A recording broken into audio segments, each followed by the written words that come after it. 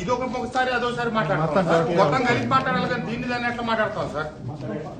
ఇప్పుడు అట్లా కాదండి, కరువు అదంతా చెప్తా ఉన్నారు. అక్కడ కరువు ఉంది, తరతరాల నుంచి సంవత్సరాల తర్వాత ముందు నుంచి 2 line road, 4 line road, 6 line road ఉన్నప్పుడు లేని కరువు లేని ప్రాబ్లం ఇప్పుడు కొత్తగా ఎందుకు వస్తా ఉంది? ఇప్పుడు రైతులకి అక్కడ శివసాయి క్షేత్రం నుంచి మొదలెట్టి ఇబ్రహీంపట్నం వరకు కొత్త 6 లైన్ రోడ్డు వేయాల్సిన అవసరం కొత్తగా ఏమొచ్చింది? ఎందుకు ప్రపోజ్ చేస్తున్నారు? దానికి ఉన్న కారణాలు ఏంటి?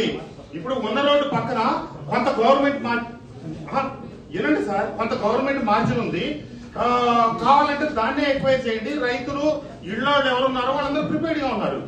ఒకసారి సార్ నన్ను మాట్లాడండి సార్ ప్లీజ్. మీరు అది కాకుండా కృష్ణానది వైపు కొత్త రోడ్డు కనుక ప్రతిపాదిస్తే రైతులు ఇప్పుడు ఆల్రెడీ రైల్వే లైన్ కోసం కొంతమంది భూములు కోల్పోయారు. ఇప్పుడు గతంలో కచ్చిచర్ల దగ్గర ఒక వరుస భూములు ఇచ్చారు, ఇంకొక వరుస భూములు ఇవ్వాలి. కాకుండా కృష్ణానదికి సమాంతరంగా తీసుకొచ్చి ఇప్పుడు కొత్త రోడ్ వేసినందువల్ల మొన్న బుడమేర్చి కృష్ణానదికి ఒకసారి వరదలు వచ్చినప్పుడు మనకి మార్జిన్ బఫర్ లాగుండి మూలపాడు దగ్గర ఈ హైవే మొత్తం కాచవరం దగ్గర అన్ని చోట్ల కూడా హైవే దాకా నీళ్లు తల్లిపట్టి నిలబండి. అదే కనుక మీరు రోడ్డు ఇంకా కృష్ణానది వైపు తీసుకెళ్లి 1 కిలోమీటర్ తగ్గిస్తే మనకి నీళ్లు బఫర్ తగ్గిపోయి అటు ఇటు ఒత్తిడి పెరిగే అవకాశం ఉంది. అసలు ఈ కొత్తగా ప్రతిపాదించాల్సిన అవసరం ఏమొచ్చింది? ఉన్నదాన్ని వైట్ చేయకుండా ఎక్కడా లేనిది ఒక్క నందిగామ నియోజకవర్గం, మైలవరం నియోజకవర్గం ఈ కొత్త ప్రతిపాదన ఎందుకు? సరే ఈ మలుపులన్నీ తీసుకెళ్లారు, ఇబ్రహీంపట్నం దగ్గర నుంచి మళ్ళీ సేమ్ ఎగ్జిస్టింగ్ రోడ్ వెళ్తా ఉంది కదా.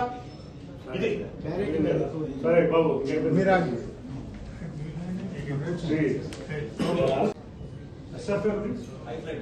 ఇప్పుడు ఈ ప్రతిపాదన వల్ల సార్ మైలవరం నియోజకవర్గంలో ఉన్నటువంటి దాములూరు, చిలుకూరు, కొటికెలపూడి, మూలపాడు తదితర గ్రామాల రైతాంగానికి ఉన్న భూములు మొత్తం సర్వనాశనం అయిపోయి రైతులు ఇప్పటికే చాలా అవస్థ పడతా ఉన్నారు. ఇది ఒక కొత్త సమస్య.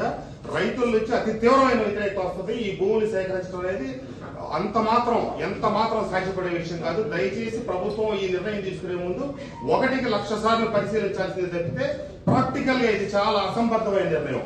ఉన్న హైవేని అనుసరించి వెళ్ళటం, ఎక్కడైనా డేంజర్ బ్లాక్ స్పాట్స్ ఉంటే కనుక అక్కడ అవసరమైతే కొద్దిగా ఎక్కువగా తీసుకొని ఆ కరువులు సరిచేసే ప్రయత్నం చేయడమే తప్పితే కొత్త హైవే ప్రతిపాదన అనేది ఆచరణీయం కాదు, సాధ్యమైంది కాదు. దీనివల్ల దీర్ఘకాలికంగా ప్రస్తుతం కూడా నష్టమే.